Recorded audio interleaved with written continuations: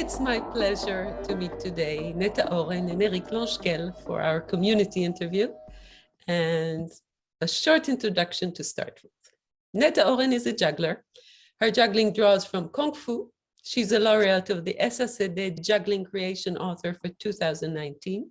She studied at the Lyon Circus School and at the Lido in Toulouse, where she starts developing her language of a rhythmic and chiseled juggling brought by a subtle, intense presence. In 2014, she joins the company EA-EO for the creation of all the fun, before establishing the company Stop Toy for the creation of Loop with Gon Fernandez. She also works as an interpret with Jörg Müller, the Collectif Petit Travers in Encore la Vie, and with Eric Longequel. She is an associate artist in the Maison de Jonglage for the 1920 and 21 seasons, where they created by hand and unplugged. Neta is currently working on the creation of Le Fauve, the new production of EA-EO. Eric Longequel is a juggler. He sees juggling as a dive in apnea and dramaturgy as the conception of a video game. He follows in 2007 the alternative and auto-directed training course in circus arts, where he studies with Jean-Daniel Fricker. In the same year, he established the company Philophile, which will gain the silver medal at the Festival de Cirque de Demain in 2010 for the Diablo act Sur le Fil. In 2009, he created Square Meter with the Belgian company EA-EO. In 2012, he joined the Fracto company for the creation of Flac. In 2015, he worked again with EA-EO for the creation of All the Fun. Since 2016, he works with Jay Gilligan on the show How to Welcome the Aliens. Awarded the 2018 prize of the SACD for juggling authorship, he worked on the direction of the shows Dystonie 2017, Loop 2018, Der Lauf 2019, and Yin 2020. With Neta Oren, he is associated artist at the Maison de Jonglage for the 1920 and 2021 seasons, where they created by hand and unplugged, and is currently working on the creation of Le Fauve. Hi, guys. Hello. Hey. How are you doing? Good. Yeah. You're doing good? Lockdown, that's how we're going. You're locked down. You're locked down. Yes. Wow. Still. Do you know until Still. when? Do you know until when? One more week to go, and then God only knows Yes. what What will will happen. What will happen. Well, we cross our fingers. Okay, so listen, you know, we decided to do this interview yesterday, and you sent me some materials so I could do my research, as they say in French, vite fait. And it was, you know, quite pretentious of me because I was trying to plunge into everything you're up to. And of course, there's a lot more for me to plunge into. So maybe I'll just, you know, throw the ball back at you, and maybe you can tell us what you're up to these days.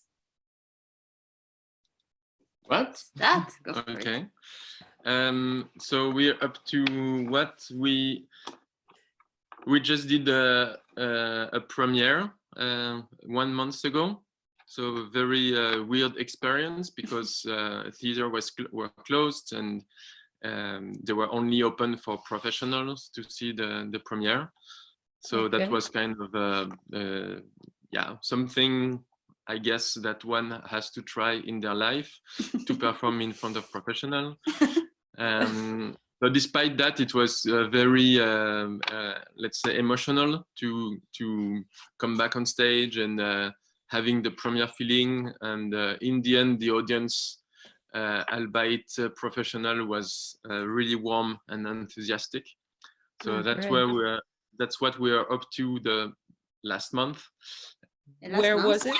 Oh, it was in Maison des Jonglages, the place for juggling in France. Mm.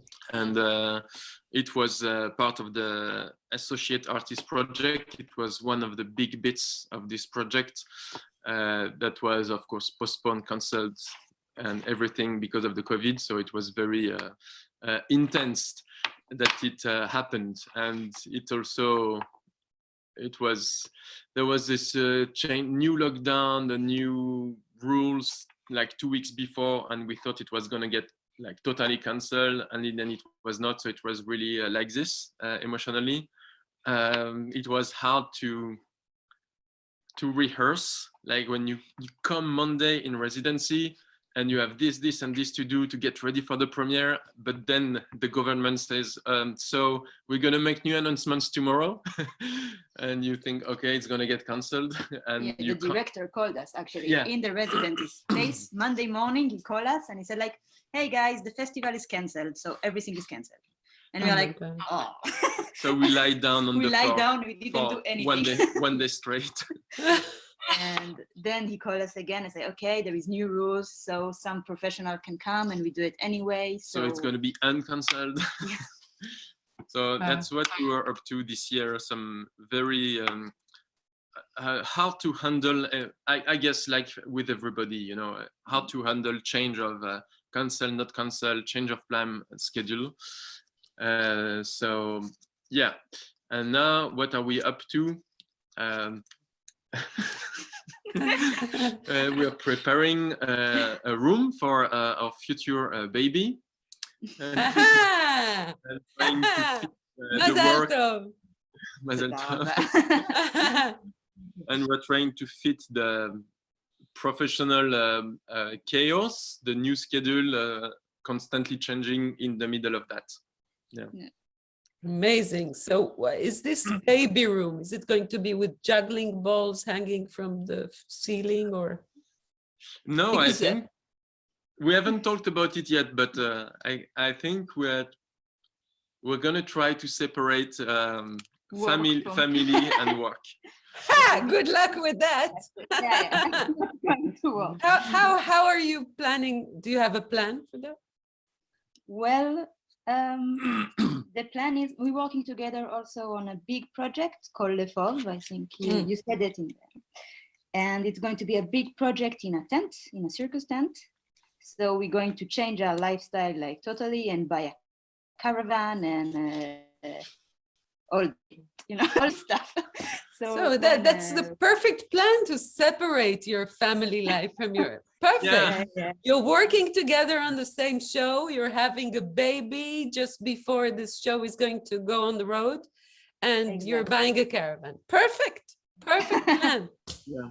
You know, it's like Ghibli said in The Lord of the Rings, if there's the faintest chance we can succeed, what are we waiting for? Exactly. So let's go. Yeah. Okay. So amazing. So tell me this new project of yours, because I heard about it already in 2019, I think. Just, you know, it was in planning, and I saw your the dossier. I read it yesterday evening, and my question is, this beautiful tent that you're planning, is it already there? No, it's not. How's it going with this? So we're in the process of beginning the work, the construction of it. We are getting down to on the last details with the architects who designed it and the engineer who look at the plans of the architects and says that for the resistance to the wind, the security of the audience, should be this and this modified. So that's what we're up to these days for this project, is like really setting the last details, and hopefully in a few months, like, you know, start to build the thing, which means ordering some I don't know the name in English, the PVC tarp. The bash. The bash. Yeah. And then they will start, the architect will start to, you know, cut it, glue it and design it. It's going to be an inflatable tent, which like means, like Les Arceaux, this legendary trapeze show. So that means there is no hard stuff underneath the tent, like poles or anything. It's only the pressure of the air that maintains the whole thing up. So it's only having this bash tarp and sewing it, gluing it in little pieces, and then putting the fans that puts the pressure, and then it's getting blown like this. How high is it supposed to be? It's 11 meters and a half. It's this shape kind of, and it's 11 meters the highest. So we're going to be able to throw really high objects, and because Neta, me, unable to do such a thing, we hired Westped to take care of that job. Of the height. Yeah. Occupy the space above. Okay, great. So the tent is underway. Yeah. And did you get all the funding you wanted for this project, or?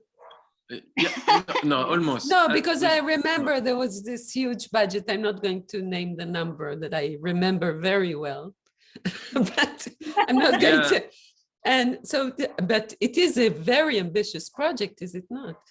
Yeah, it's a very expensive project, and the main reason for that is that we actually build a tent instead of buying a second-hand tent. And the reason for that is that the project started because of or thanks to Pôle Cirque in France, so a special place dedicated to circus, funded by the government. And this space, Théâtre Firmin-Gémier, à Antony, near Paris, is dedicated to encourage new shows underneath tent. They consider that big top and tents are part of the history of circus, and therefore they try to encourage companies to make shows under the tent. And one of the reasons is that because it's so expensive and complicated and logistically very hard to make a show under a tent, they consider that they should encourage it and help it. So they came, Marc Jancourt, the head of this place, came to Joan and me and asked us to think of a juggling show under a tent. And in the process of thinking about it, we realized that if you're going to have this train of thoughts about tent, then you should think about the tent. What is the tent? Why is there a tent? What should the tent look like? Why does a city welcomes a tent into their neighborhood rather than in the theater? And for us, one of the reasons is that when tent would come in the city beforehand, so let's say 100 years ago, there was no YouTube, there was not so many circus, and when the tent would come in the city and was settled, it would be an event in the city. Like, what is this thing? What is there underneath? What is that? How does it hold together? So it was we say architectural event in the city. Like, there is building, and then there is this space station, with wildcats underneath and people defying gravity and all of that. And it's not so true anymore, because now when you see a tent, you actually know what it is. You know what a tent is, you know what circus is. And there is not such it's not such an event like there is a tent and it's amazing, because we've never seen that before, because everybody has seen a tent. So we thought it should be a tent that really does this again. Like, what is this thing? What is its shape? How does it work? And it's really changing the shape of the city. So that's why we went for the inflatable tent, and that's why the show is pretty expensive, because making a tent is expensive. It's materials, it's work, and all of that. But then when you tour the show, it will make sense then to have a tent and to come in the city and put the tent, and the people will see this weird space station in the city, and it will be this good old feeling of 100 years ago, when people would not know what a tent was. So that's very interesting, because the concept of the show speaks about 100 years ago circus as well, and possibly periods of the circus that some of us don't like to remember. But can you tell us a little bit about the concept of the show? Or yeah, so it's actually and not also, can I tie it to another question I have to you too? Because can you hear me? Yeah. Yeah. Okay. No, because you're getting closer like this, so I thought maybe. Yeah, no. Okay, so I have another question for you, because in all the works that I've seen you and that I know that you do, I mean, most of them, you speak a lot about the repertory of juggling. You refer to a lot of old jugglers and uh, uh, points of reference in the history of juggling. And this is also something that you have. It's something that you know you give a lot of attention to in your work. So there's an interesting thing, this new creation that is speaking about an old concept, but in a new way, of course, and also your relationship to the history of juggling, which is your specific discipline. So can you speak about that as well? I give you to speak because actually in the FOV, it's a project of Eric and Johan that leading it, and I will be a interpret. So we already start a bit the residency. So I've been already kind of into the project, but now it's a lot of like production stuff and thinking, and I'm not that is so into this part. So I'm Eric to explain about it. Yeah, but just to say, I will talk about Les Fauves and what your second question about being aware of the repertoire, and which is linked to the two other projects, Unplugged and By Hand. Maybe Neta, you can talk about it, because these are really two duet shows of us two. Yeah, so and also I do this. the Les Fauves bit.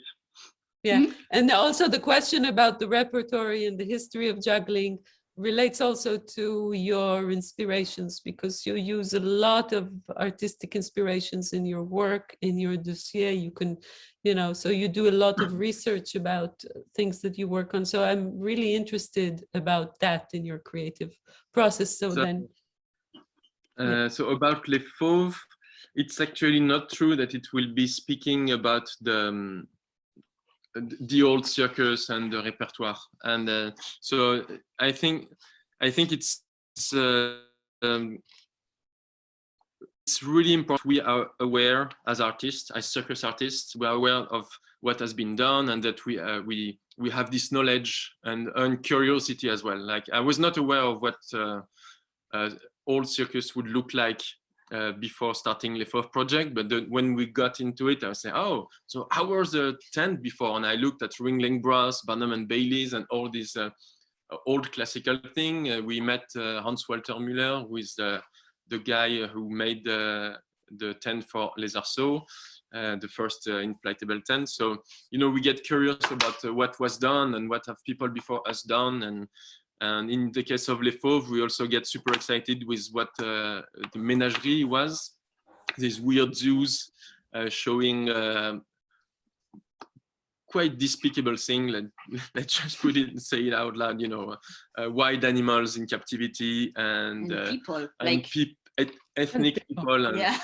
So I don't know. I don't think it's cool. I'm just we're just looking at history, and that was that. But for the menagerie, we thought, well, of course, it's terrible to show animals in captivity and ethnic people, as they were called. But the form of it, just the form of people walking by and seeing curious things in general, of course, is super interesting. So we got inspired by this format of having people walk and see some cages with stuff in it. And instead of big elephants in captivity, we're going to show some good jugglers. And that's why we drew inspiration for Les Fauves. So it doesn't mean that Les Fauves is talking about all circus, of what it was, or even referring to it, or criticizing it, or whatever. It's just that we are aware of what was done, and we drew some inspiration from that. And the main inspiration was this menagerie format, and also what gives the show its title, Les Fauves, the wild cats, is really that you go under the tent and you're gonna see some weird, curious, amazing stuff, some beasts. So we don't have lions and tigers, but we have good jugglers like Wes, Neta, Emilia, and it was very fun for us to think the show like we're gonna direct these interprets as if they were animals. You know, they have too much energy. We have to tame them. We have to show their teeth and their superpower because they can jump and juggle and blah, blah, blah. So that's the inspiration. But for sure, the final show will not, you know, talk about old circus or refer to it or have any signs for people to think, oh, that's a wink to old circus. Actually, we on the contrary, we try to put all these aesthetics away and just draw inspiration from the format and the relationship with the audience, the circle, and all of that. So that's les fauves part. Maybe Neta will do the. Yeah, well, it's the first part of the les fauves part, actually, because. Yeah, but the second thing is kind of the same with what I said. We're going to tame them. There is a circle, a strong energy of wild beast on stage. It's less precise in the format, but it's still the same energy. And what my punchline is: what happened when you free a lion, an elephant, an otter, and you throw them on stage all together? And you laugh at them, what will happen? So that's the second part. Great, I like it. Okay. Yeah, if I can answer your second question, I think it's all start when we work on by hand part that we play at your place. It's a piece that really inspired very strongly by Heart of Diego Rodriguez. It's a show when he's coming on stage. There is 10 chairs, and he's inviting 10 people from the audience to come on stage with him and to teach them live a Shakespeare sonnet. So all the show is just about this. You see him teaching them, and they are trying to learn by heart. And he's explained about with a lot of anecdotes and stories and why he chose this sonnet, why to learn by heart, why it's important, why it's beautiful, and why it's poetic to do this kind of acts. And we get really inspired by this show, and we say, it will be super fun to make it on juggling. So as part of this process to, like we say, okay, if we teach people juggling on stage, what juggling we teach them? Like, it's really hard to find, because juggling, it's hard. It's way harder than to speak, because people who never did juggling before, you give them just a ball and to a simple move, and it's much harder than to say word or to remember something by heart. So we had to find the good throws that's really important for us to teach, and also that it will be possible for the people, and also to find the stories behind the throws and the stories behind the juggling that we teach. And I think when we do shows, it's really important for us to also in Unplugged, the other show that we just premiered, we also talk a lot, and we do covers, like we take another act and we do it like we like in music to make a cover. The act of someone else. Yeah, the act of someone else. And I think it's really nice to show in juggling show to the audience that this performing arts have a big story and have lots of depth, because people, when they see juggling, they are like really waiting for something quite shallow and like, juggling, it's clowns and they throw a lot of balls, and not a lot of people are really aware of these depths and all the stories and amazing stuff people have done and doing. So for us, it's really important to share these kind of stories. Voilà. Great. Fantastic. So tell me, can I go a little bit backwards to you're based in Lyon, right? Yes. But so before you're going to buy the caravan and go on tour and everything. So I'm interested, but tell me if it's too much to ask. I'm very much interested in people's morning routines. Do you have a morning routine? I mean, you practice a lot, you two. I mean, when you come here, for example, and you came here quite often in the last few years, when you come here, we're going to work, immediately. So if we have a coffee together, it's, it's really, and then you have to fix other things relating to work while we're having the coffee, even though we didn't see each other for a few, it's like you work a lot, like you practice. Like your art is a practice. I just wrote a blog post about that, so I like that thing. So, but do you have a morning routine? Do you have a day routine? What does a day in your life look like? I think it really changes a lot. Like, I mean, now when the COVID situation really took our daily routine and like completely, like normally we are not at home for more than a week, a month, or it's always like we are going to residency, we walk, we come back, we go to play, we go back. And now we had this huge time of like being home. And it was a big change. So we are really looking forward to do this routine, but I find it super hard to find the good space, actually. Like it's really hard in Lyon and in another city, I think, to find a studio, to find a working place to train. So this is one of our big problems.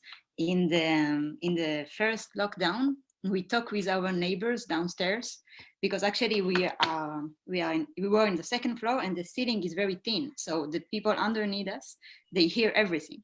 So we said, fuck, if we juggle at home, as when we drop the balls, it will be like terrible for them. And we know they're home because everybody is home. So we talk with them and we say, okay, 1 hour a day we can juggle. So we had this 1 hour a day practice routine. We will move all the furniture away. Yeah. So it was like in the living room, we moved table, chairs. We had a little system hiding the plants away, putting everything in the kitchen to have the 4x4 place room to do the practice. But it's of course very specific to the lockdown. As Neta said, usually we're always touring. Like when there is no COVID, we're touring a lot.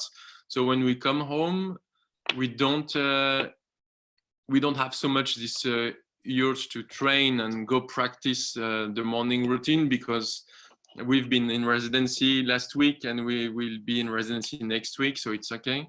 Yeah. Having said that, these days I'm really I would like to have even a small space just to go juggle every day for a little time span.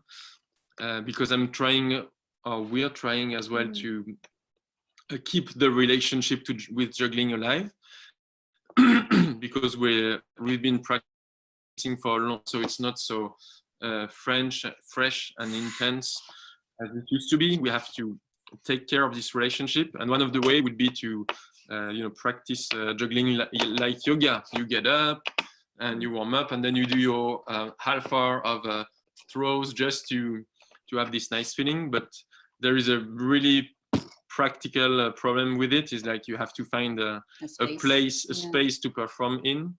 We're not rich enough to buy one or to have one inside our place. So we have to rely on we are looking for one. So looking for one. So you have to come for a residency in Israel. Yeah, for sure. Yeah. And you'll have a studio every day. Yeah, we do the dream. We do have a morning routine though, which is not juggling related, because we can't throw stuff. But Neta is doing her daily yoga and I'm doing my daily freediving practice. So that's the morning routine for us. Freediving practice? Yeah, I'm working freediving. At home? Well, it's like the worst you can imagine. It's like, it's not fun. It's not spectacular. It's kind of ridiculous. I'm just lying down and holding my breath and suffering. So it's really, it's not cool to do. You really have to think. I'm practicing that because when all this COVID shit will be gone, I will go to the lake, to the sea, and then it's really cool to be able to hold your breath and to do a show in an aquarium or whatever.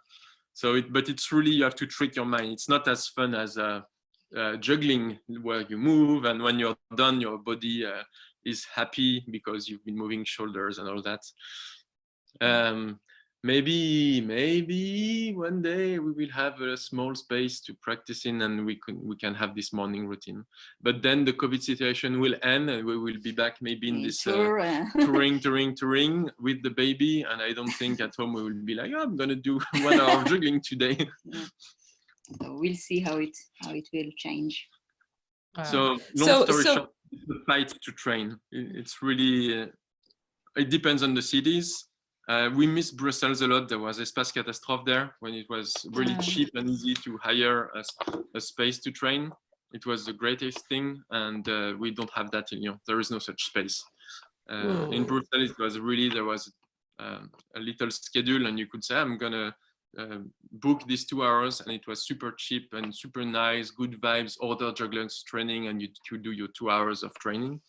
And this is one big thing we lost when we came back to France, along with French fries, Belgian fries, and the Belgian atmosphere. Yeah. Okay, so tell me, what did you, so you couldn't really practice, or you could practice for only 1 hour a day during COVID-19. It's already almost 2 years. So what did you do during those 2 years? I mean, you did get pregnant. Okay, that's a good one. I'll give you that.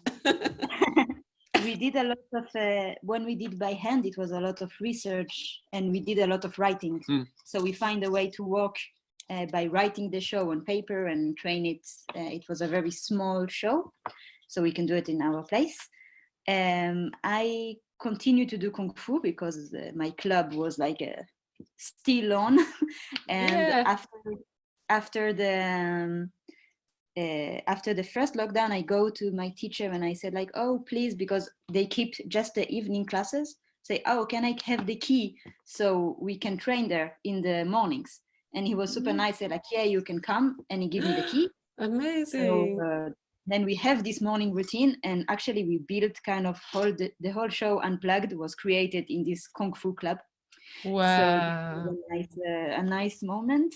Now it's going to open again, so it's more complicated to go there, and a lot of people go there. So it's different. What we did a lot of yoga and pepe to not get fat. This was like our objective in life in one point.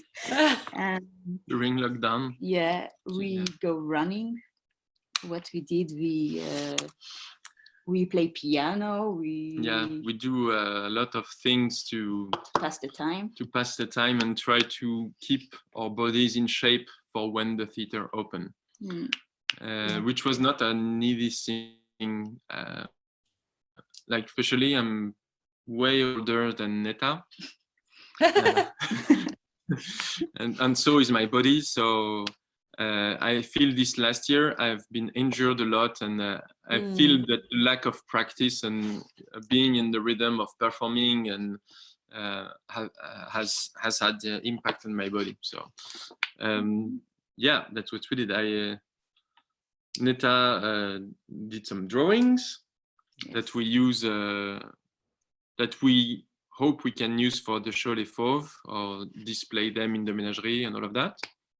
And that's it. Yeah. So tell me,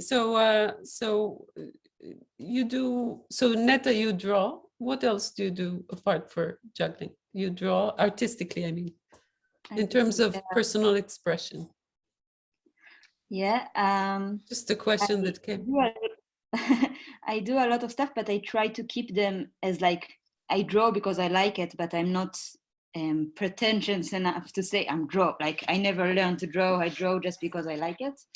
I try to keep these activities to not become like the juggling, like really my job, and I have to do it and I have to be good at. So I do stuff for fun. I draw. I play a bit piano. I really suck, but it doesn't matter. Normally when the climbing gym are open, we go a lot to climbing, and but yeah, I was in your place. You have. Were you? You were here already when we had the wall. Yeah, I was just asking, wondering. Yeah. Yeah, I think it's really.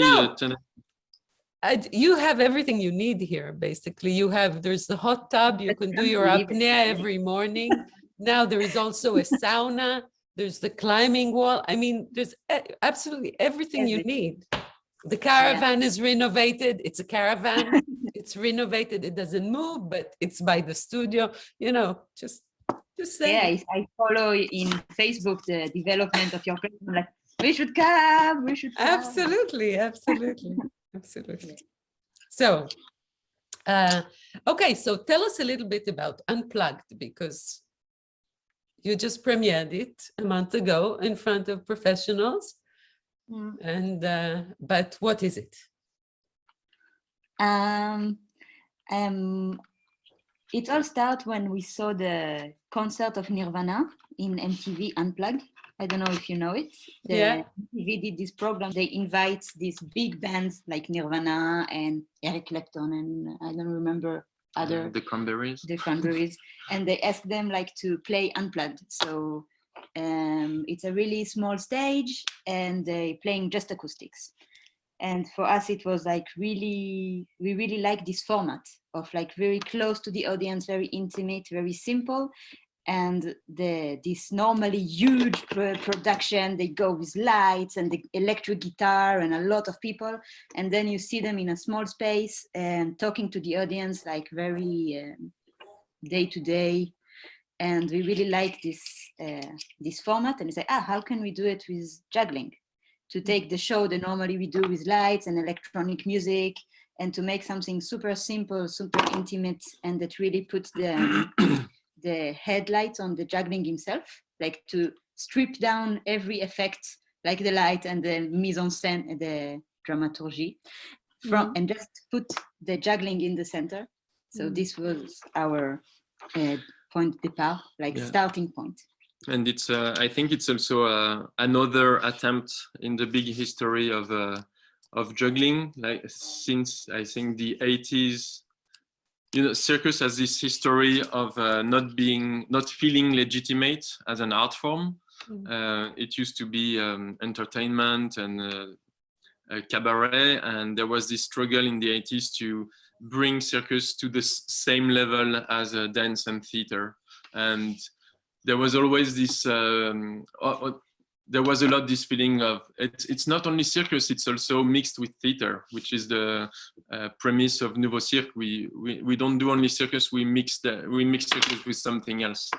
And ever since, there was also another fight from people trying to say, no, but circus is a language of its own, and it can exist by itself. It doesn't have to rely on other art forms.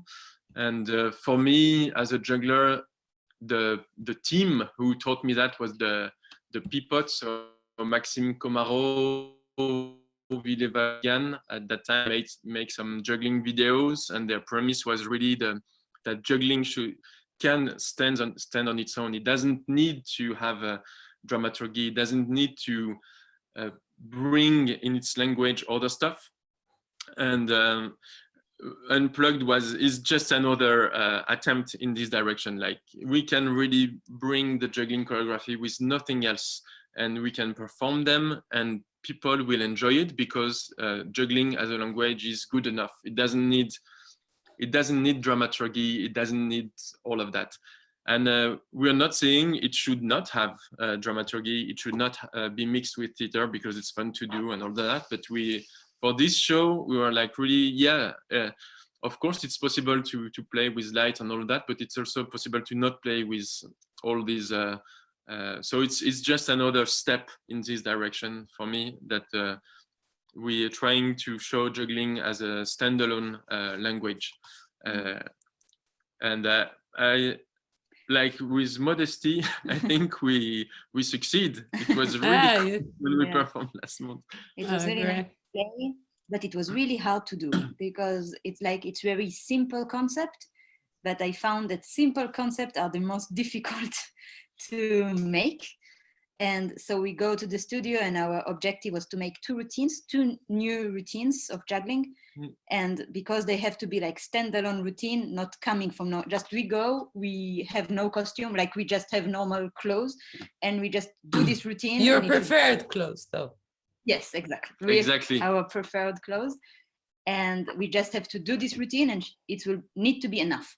So we worked so much on the routine, like on the choreography, and juggling. It's such a pain in the ass, like it's falling all the time, and it's really hard to make it work.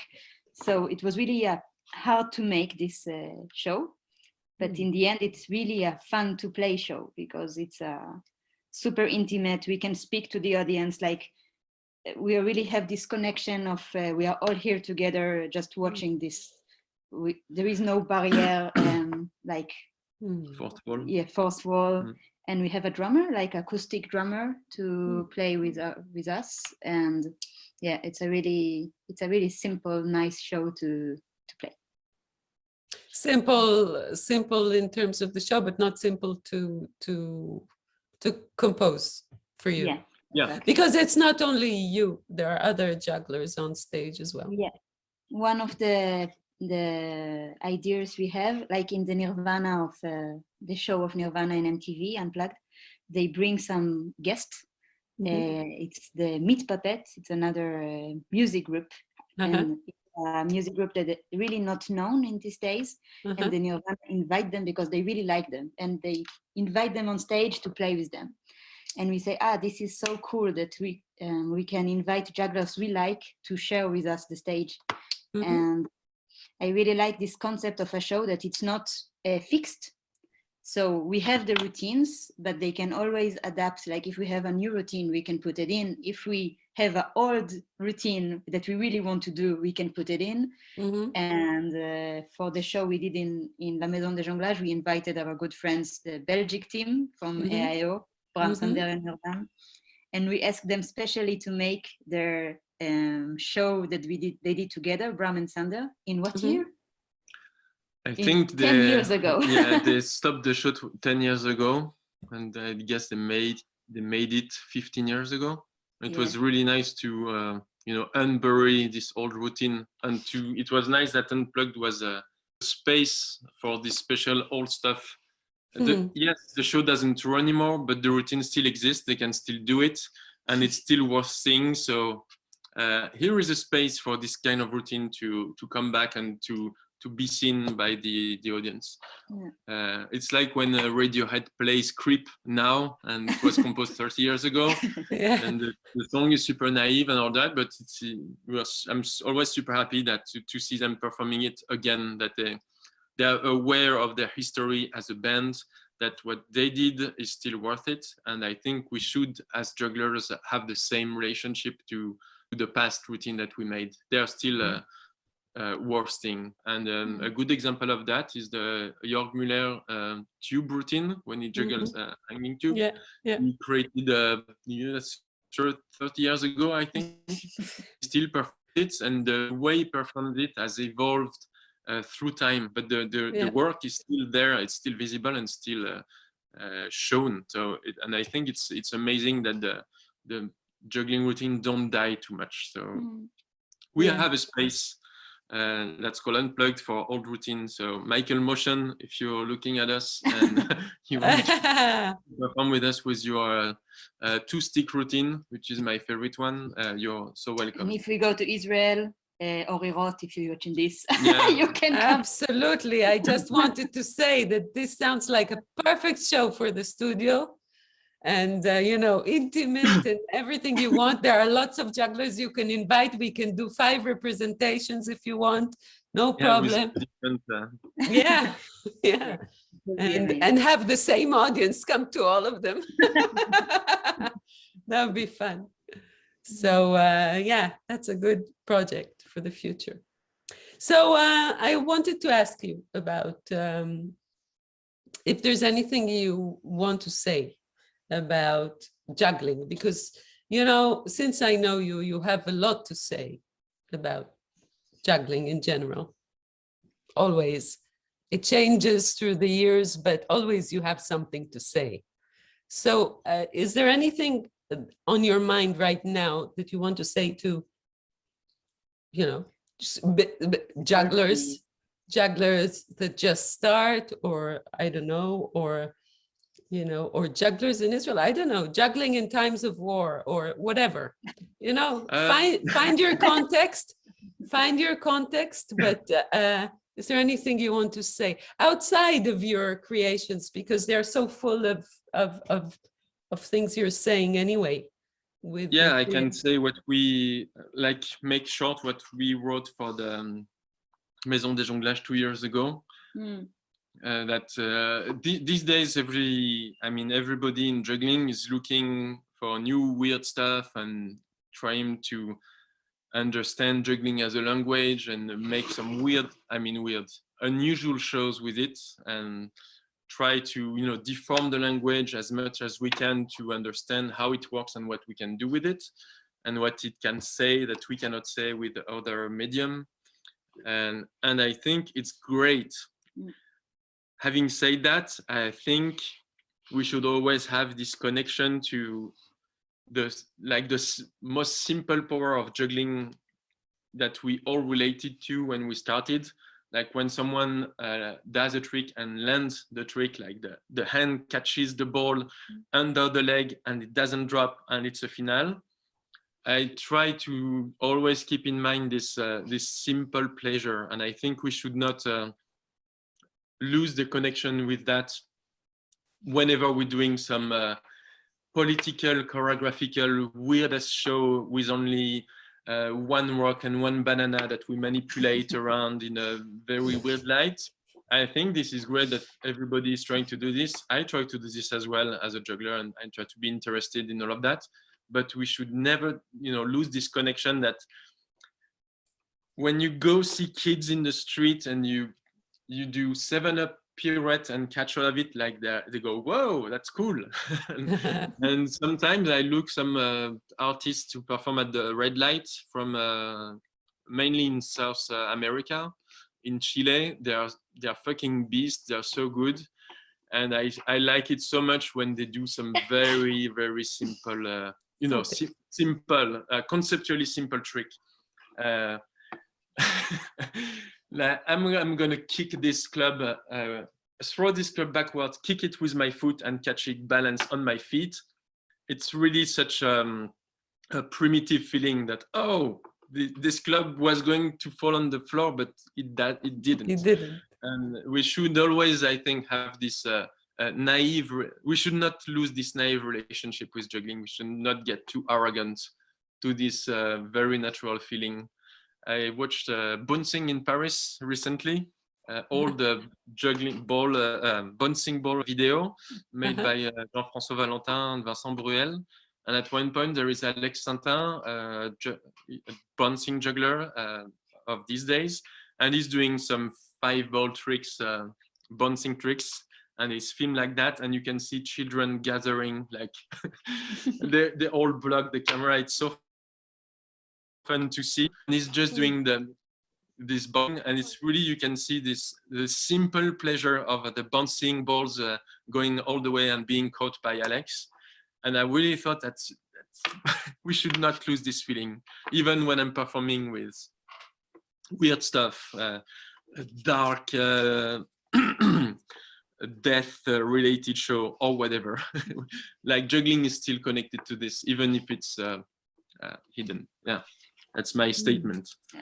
I think we stay with it. It's good. You stay with that. You go along with that. Okay.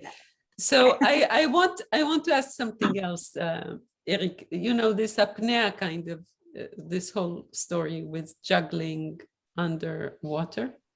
Yeah. Can you tell us where this whole diving thing started for you? I mean, it started quite a while ago, did it not? And yeah, so I'm gonna give the not politically correct version of it. okay. So you know, Jörg Müller is the guy with juggling the tube. Yes, He's also built He has a his tube tube, yeah, of course. that he has filled it with water, and Yeah. he's in it, and he says it juggles his own body. That was his premise. And at one point, a few years ago, he started to invite some other artists to perform in the tube. Martin Schwitzke, Jérôme Thomas, and some Stephen Cohen, some really good artists. Okay. And it was like, okay, you come 1 week in my tube, I help you, I give you the the tricks that you have to do to make it work, and you do your own performance. And I think it was Martin Schwitzke and Jérôme Thomas who performed in Maison des Jonglages in York's tube. I was watching the program. I remember I was like, wow, if I was invited by Jörg, what the fuck would I do? I would be so scared, and I would not know what to do. And then a few years later, I saw Johan Bourgeois, a French artist, performing in York's tube. And what he did was really terrible. It was not good. And one of the It's not very politically correct. Huh? yeah, I say it's Yeah, it's he not said he's correct. going to give the not politically correct. So There was a it disclaimer. yeah, he was in the tube and he was doing like really not good stuff, and above all, he was not handling his breath correctly. He was getting out of air all the time. Like the tube thing from York, it's not a breath hold thing. It's like you go up and down, but of course you have to manage your breath if you want to not get overwhelmed by the situation. And so I was watching him and I thought, I know what I would do. I would take a freediving course first. The first thing I would do if I was invited by York is taking a freediving course to be able, know the tricks to be able to handle my breath. Okay. And this was the starting point. I said, maybe I should try it.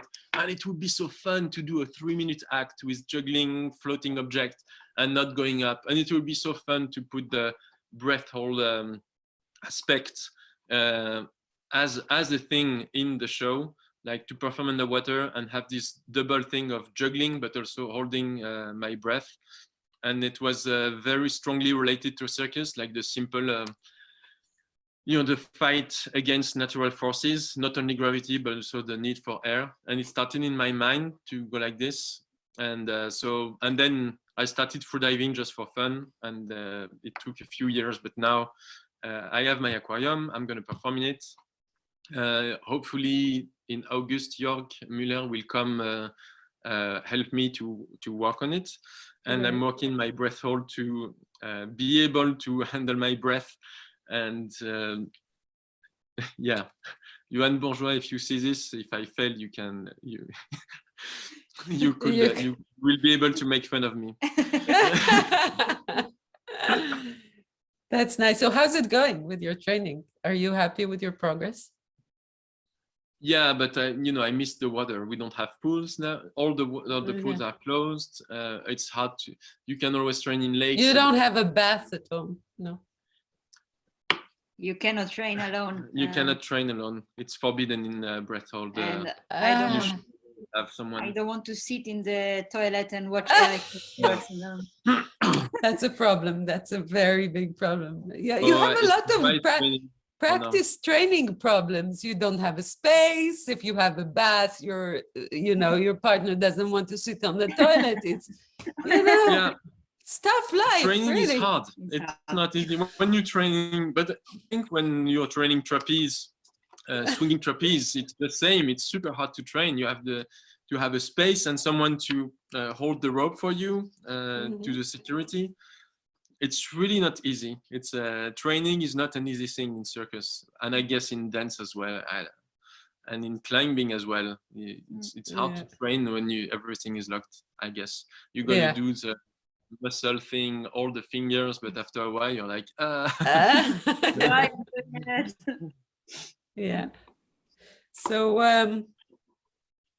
okay, so anything else you want to say? I don't know. I kind of feel that we came to a sort of end. It's like, unless no. It's like we came to a sort of end. It's not a positive end, though. Do you want to say something positive too? Because training is hard. It's not a very positive thing. Can you say something more encouraging for closure? Yeah. During lockdown, the fact that we have a certain relationship to training, Neta and me, like we know how to train, and we can say, we're gonna do some piano during lockdown because we're home. We have this relationship to how to train. I'm gonna do it every day for half an hour, and I'm gonna train like this and like this. And I think it's a super cool skill to have in your life, to be able to organize yourself to train whatever you want to train. Cooking, piano, drawing, singing, whatever.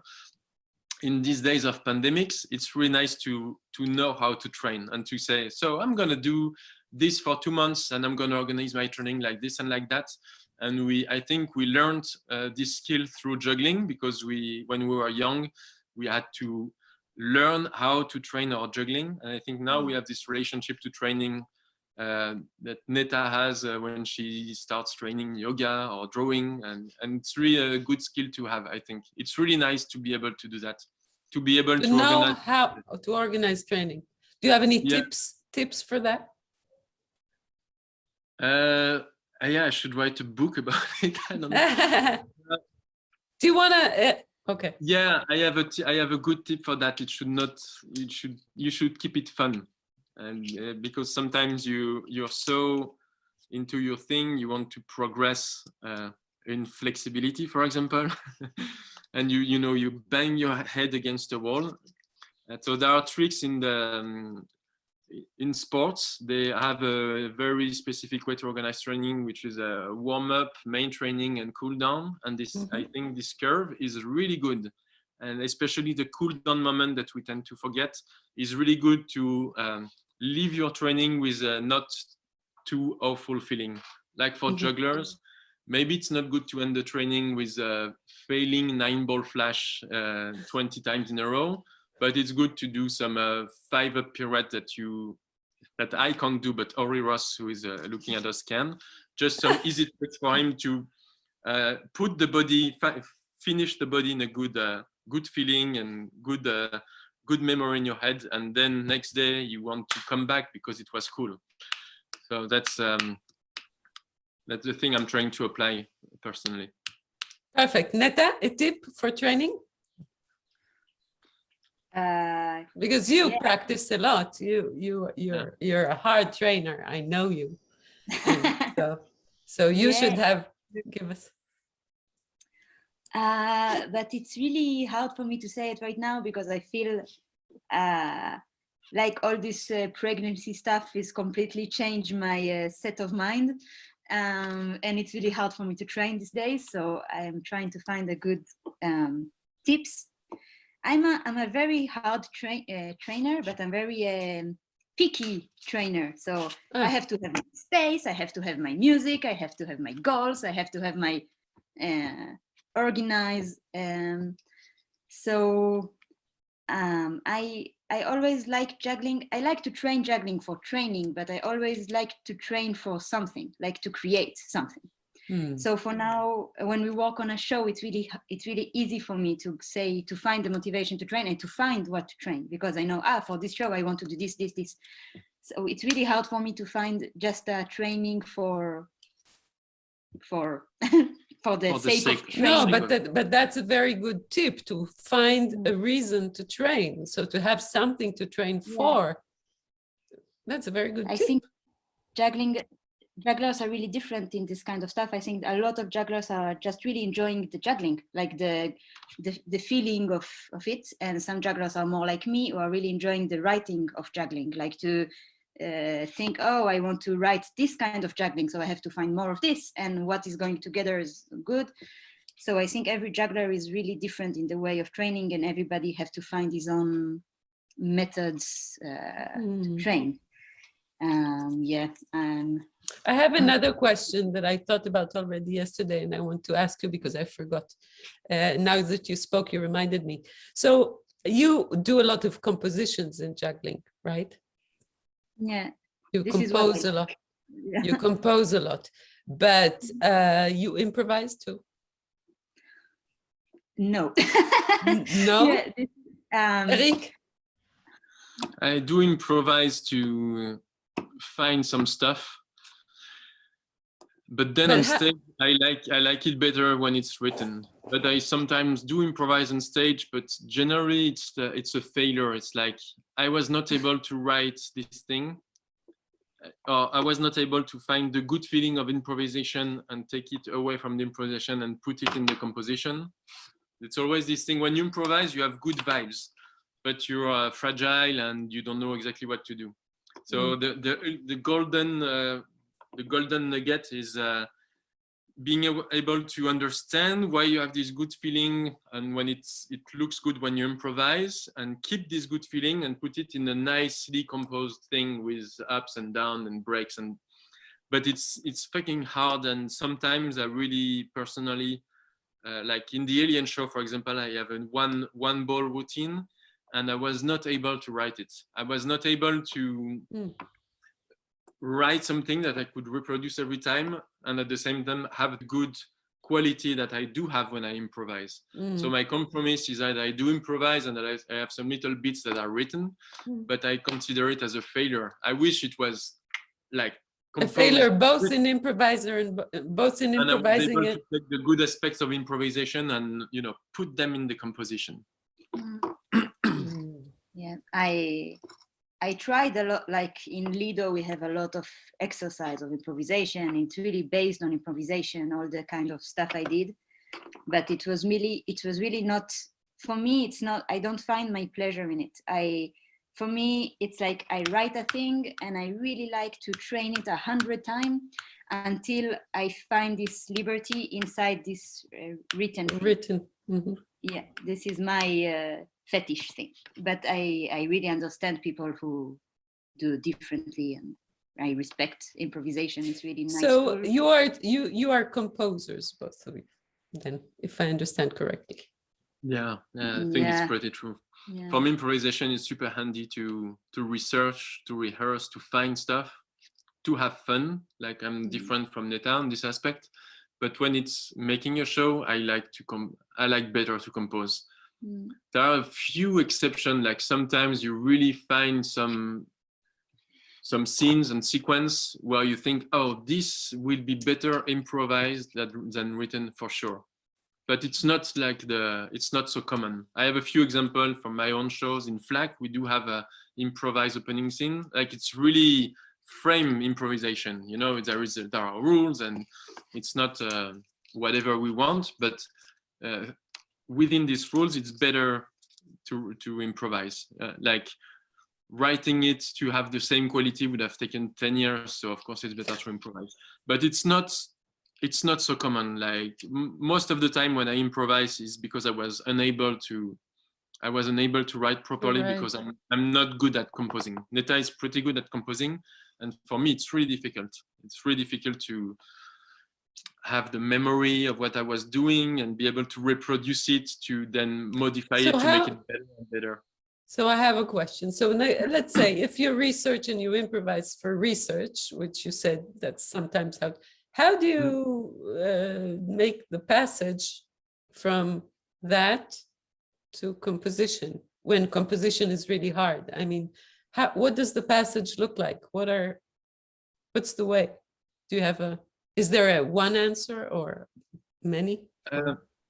I think when you improvise, yeah, I think it's really important to stay focused, like really to go in your thing and completely be, so when you do something you want to repeat, you are really able to repeat it, to say, this was good, so I come back and I do the same movement again, to be really conscious about what your body is making. It's really hard, but it's what I'm doing when I find a nice move. I'm like, okay, I should really stay concentrated. I do it again and again and again and put it in my muscular memory to repeat it. So for me, I just find a lot of this kind of movement.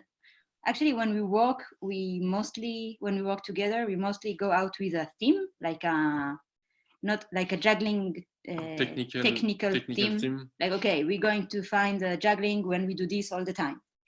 So we find the vocabulary. So we have a lot of research moment of like, okay, I can do this row or I can do this thing. And then after we finish this path of like just searching, we going to writing and put all this material, how we want to put it, how we want it to go like this, or we want it to be the same thing all the time, and then we're making some writing decisions. But it's really two separate, how we say, process. Yeah. So like when you research, you kind of collect small pieces. Yeah. And then you order them, and the fun thing is you've collected these pieces that you found through research and improvisation. You start to know them, have them in the muscle memory, you organize them. This is better like that, and you have your little story. And often the story is full of holes. There is a transition missing between this and that, and this part is too short, and then you have to invent stuff for the sake of the composition. Like it's not you don't take just what you found in improvisation. You take what you have from improvisation, you organize it, and then you have to fill the holes, and then maybe it's like there is a little hole in here, and you say, but I could do this as well, and you compose all of this art, and it becomes wider, which has happened quite a lot, I think, for the last piece we made together during lockdown, 4-hand piece, and sometimes a little idea would become a new big bit of the sequence. It's a very composed piece. There is no room for improvisation whatsoever. Great. Okay, that was a fantastic answer, by the way. Thank you very much. That's fascinating. No, I'm sure it will be very interesting for people to hear. And I have two last questions. Sorry, I thought we finished, but you speak and I get all these questions. So you have a lot of inspirations from many different art forms.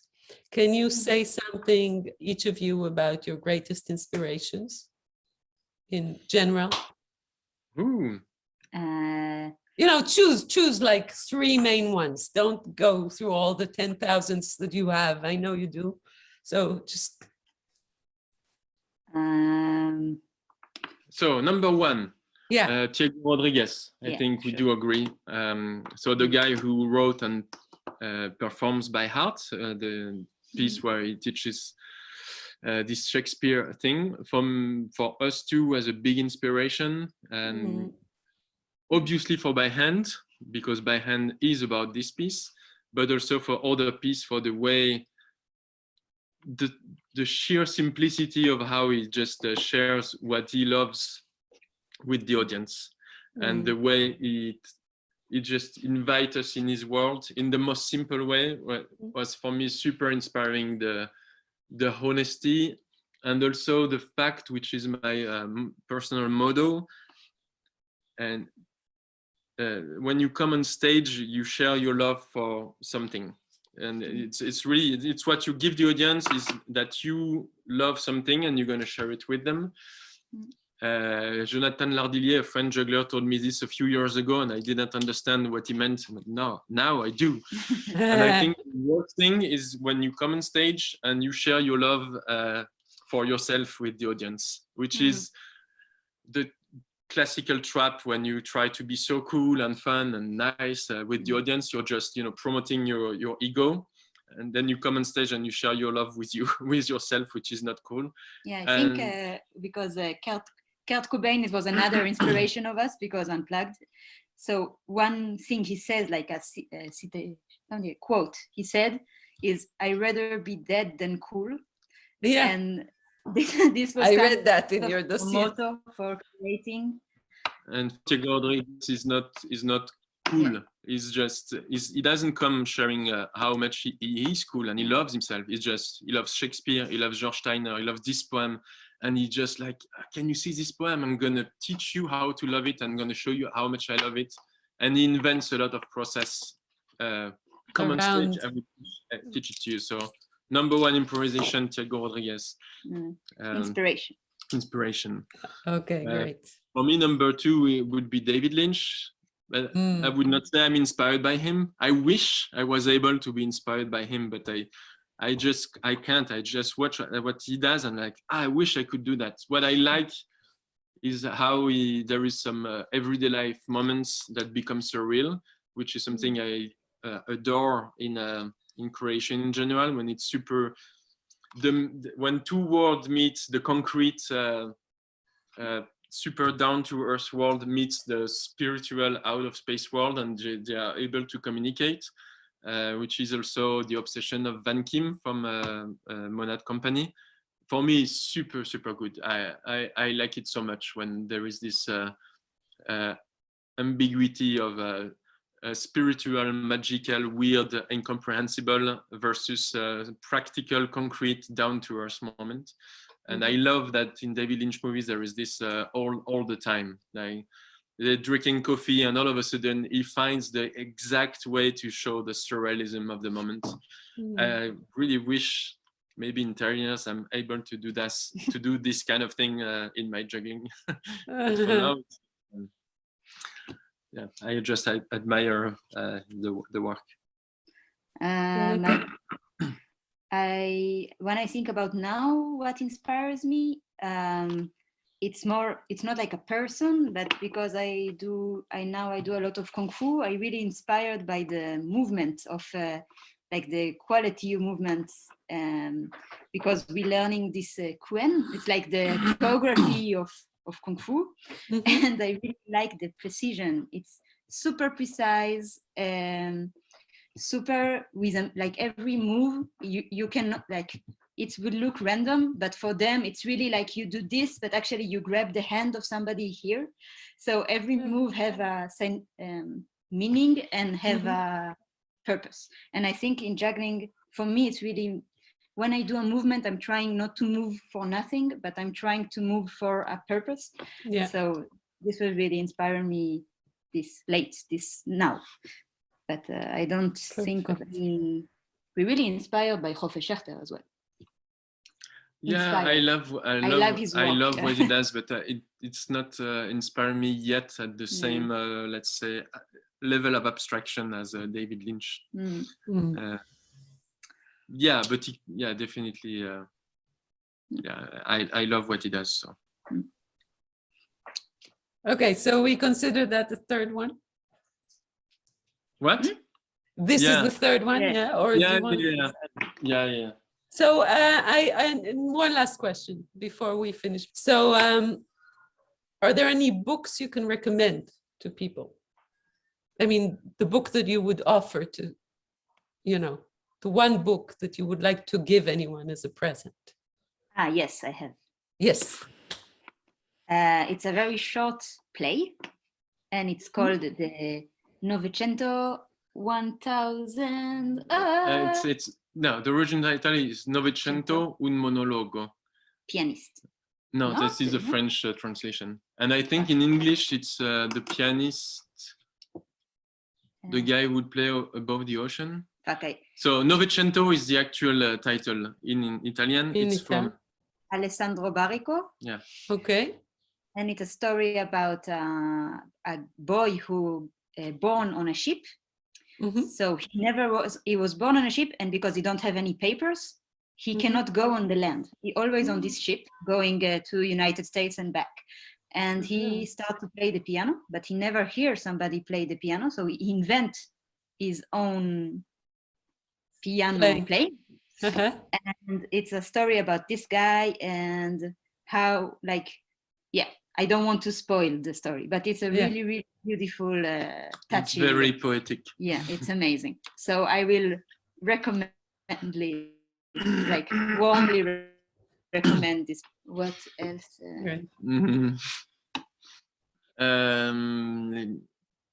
I strongly recommend one play from Ivan Viripayev.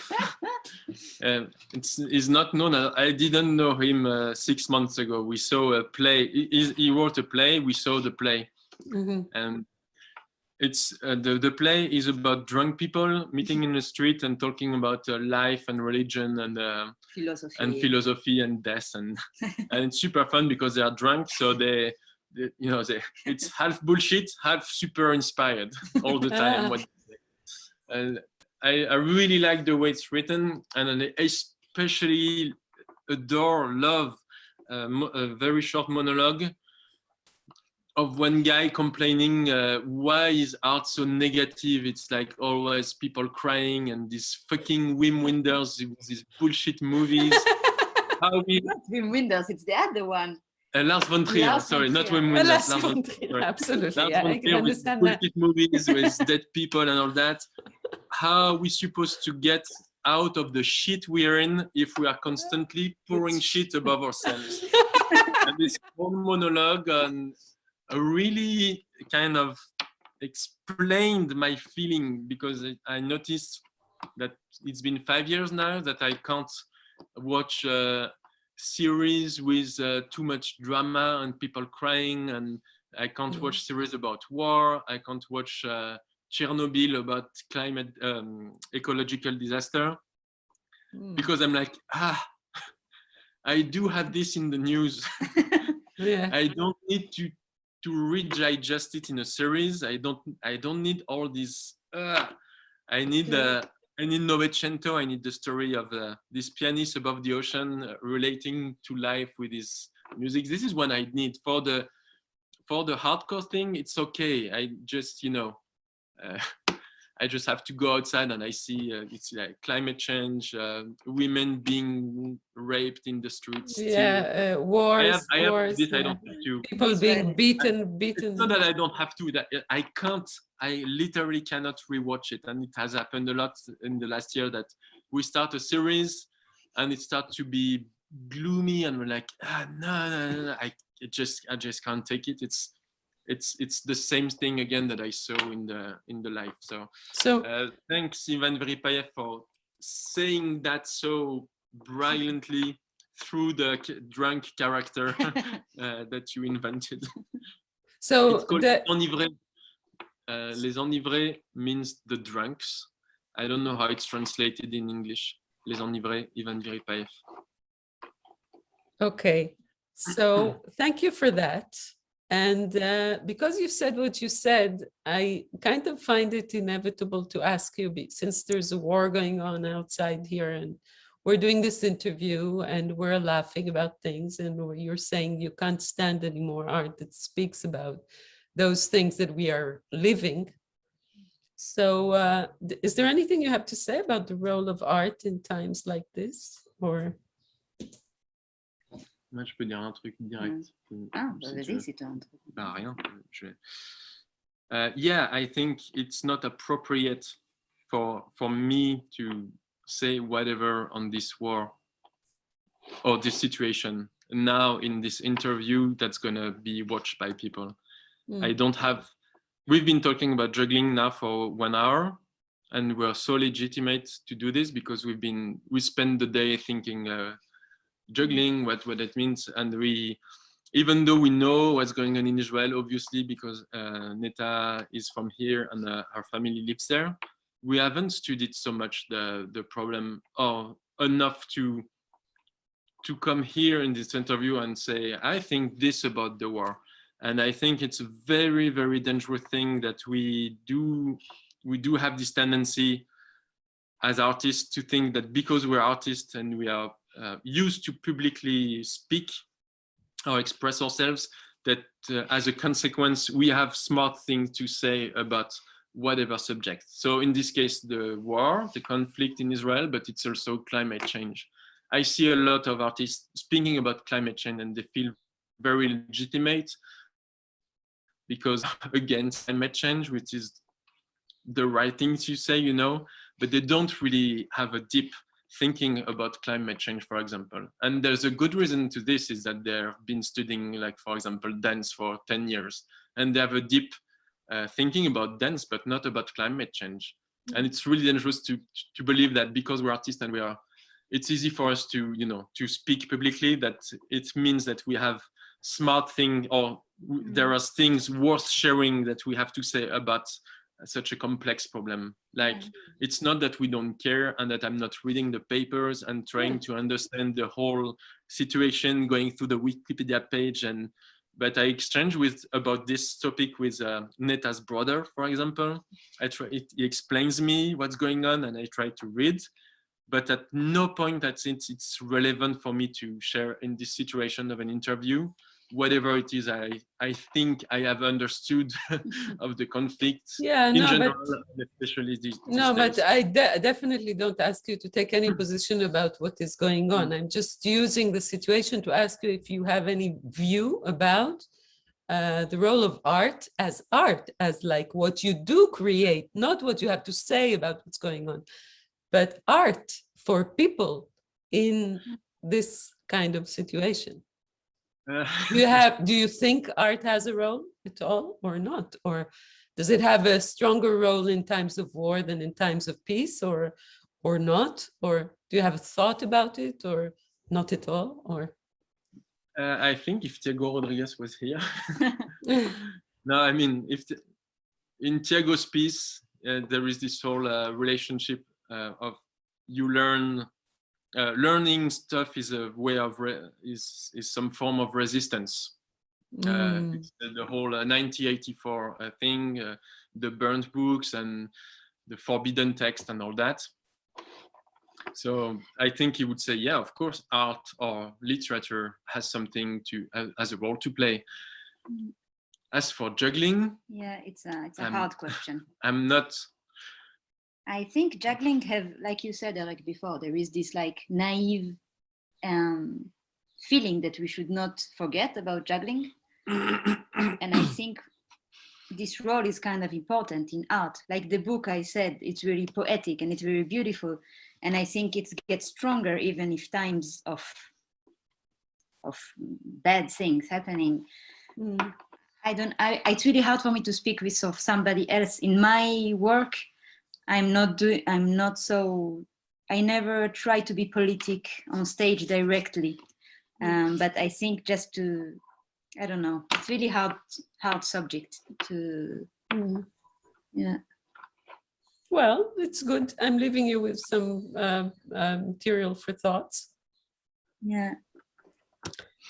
And I want to thank you very much for this interview, for taking the time. I think it's going to be extremely valuable for people, even in this time of war. And so, yeah, and good luck with everything, with the baby, with the FOV, with the caravan, with plunging, with training, with Kung Fu, with everything. And it's always a pleasure, and you're always welcome whenever you Thanks. feel Thank you it's the very right time. Bye-bye. Bye. Yes. Thank Bye-bye. you. Ciao. Bye. I love you. Thank you.